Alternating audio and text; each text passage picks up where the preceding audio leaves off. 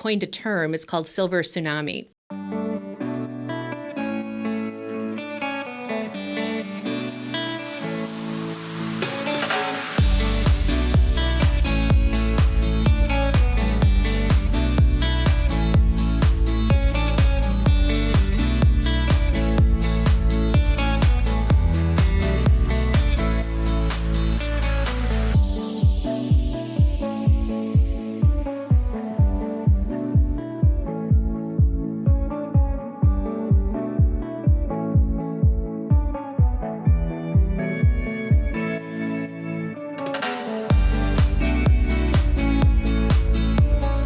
Hi, everybody. Welcome to our next episode of RelyLocal. Thank you for joining us. RelyLocal is looking to be an advocate for all good things local, helping local businesses, groups, organizations gain more visibility, gain more connections to build better and to better our communities.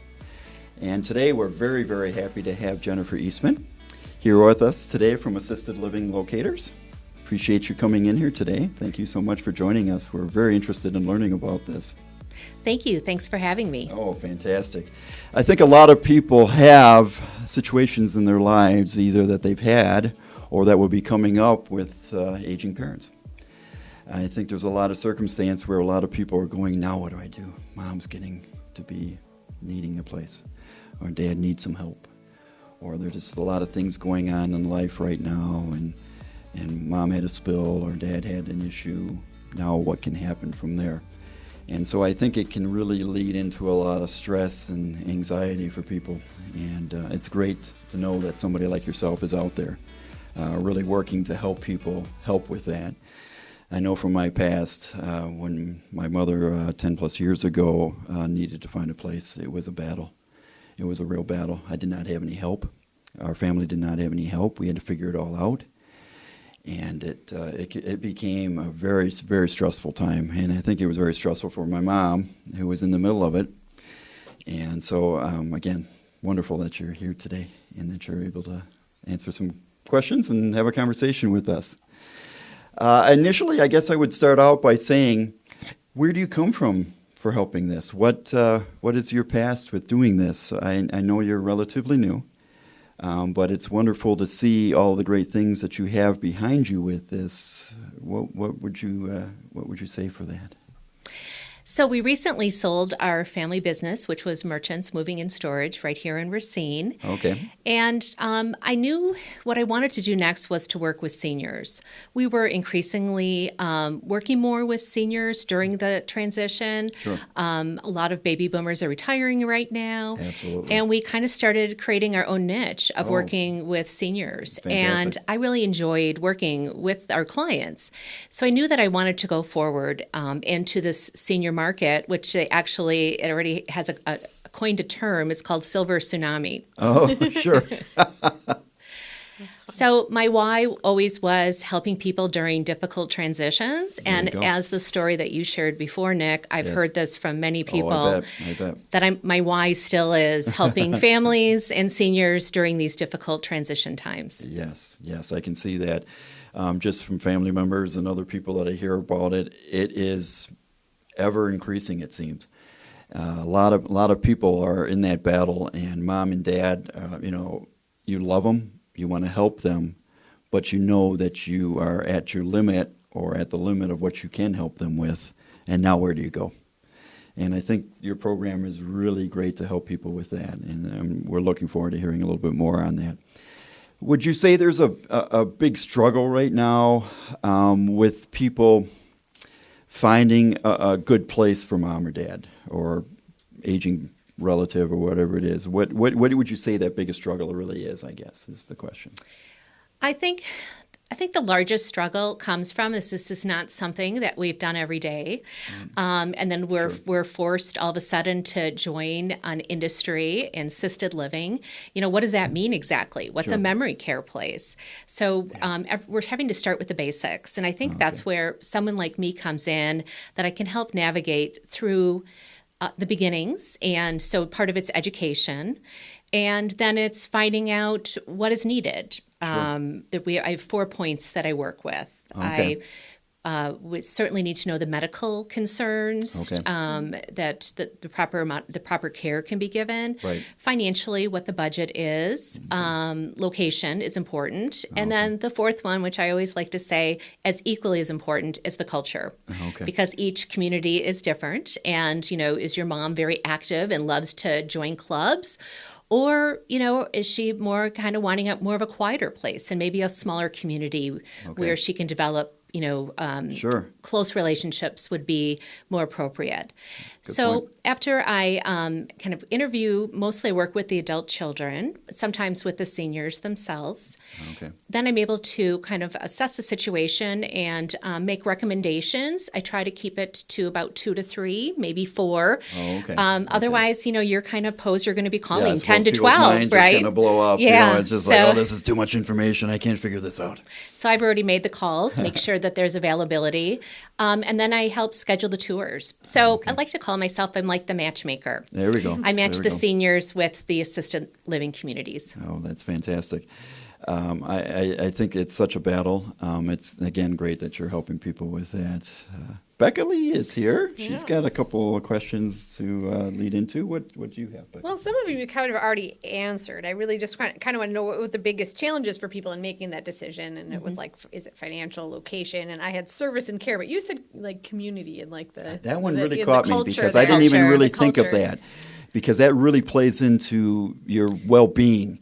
You're going to be at a place, this is where you're going to be living now.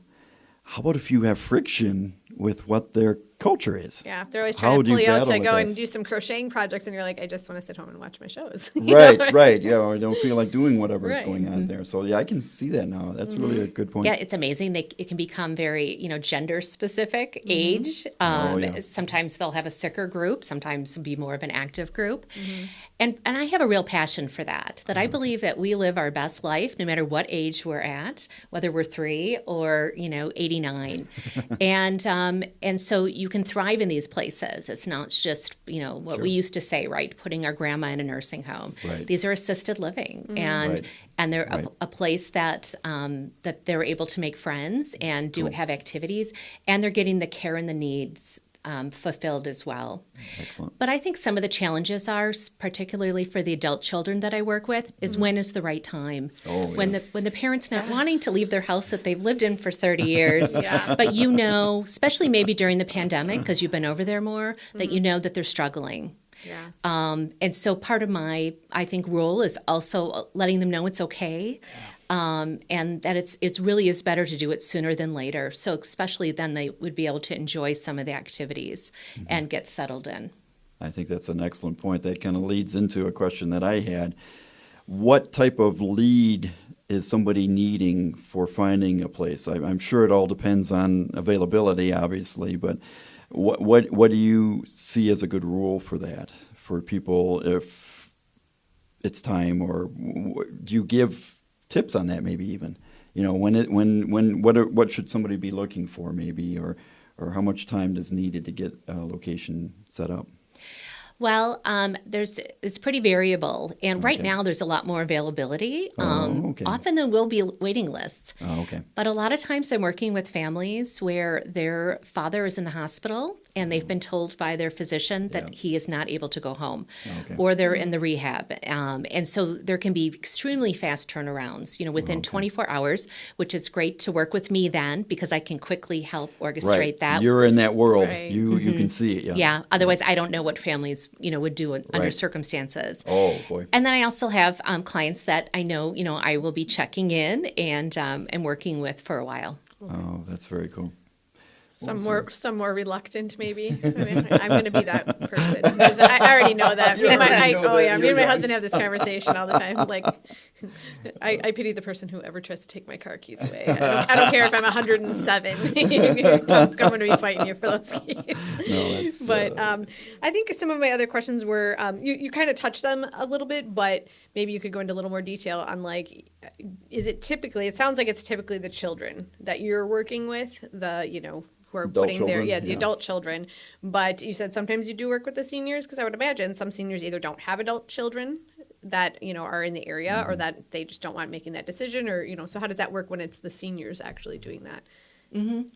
So I think when I'm working more with the senior than the adult children, I think there's a lot more communication, and I, like to just kind of do it step by step.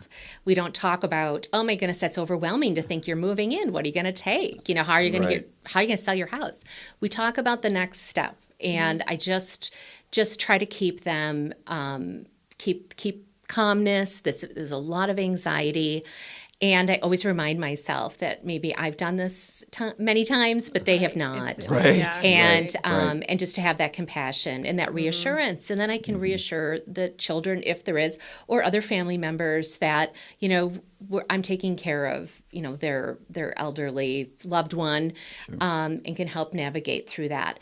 And another thing I do then is that I follow up afterwards. I like to check in again in a week, in 30 days, in a couple months, just to make sure everything is still going well with the transition. Oh, once they're in a place? Oh, that's great. Sometimes there can just be some misunderstandings or level of expectations. And that's, I think, where my diplomacy and tact can come in, that I can help kind of smooth some of that over, where maybe some of the adult children are a little hesitant to, speak up at the community. I'm able to be the advocate for the senior. Yeah, you can see both sides, actually, of what's going on, as opposed to the true middleman.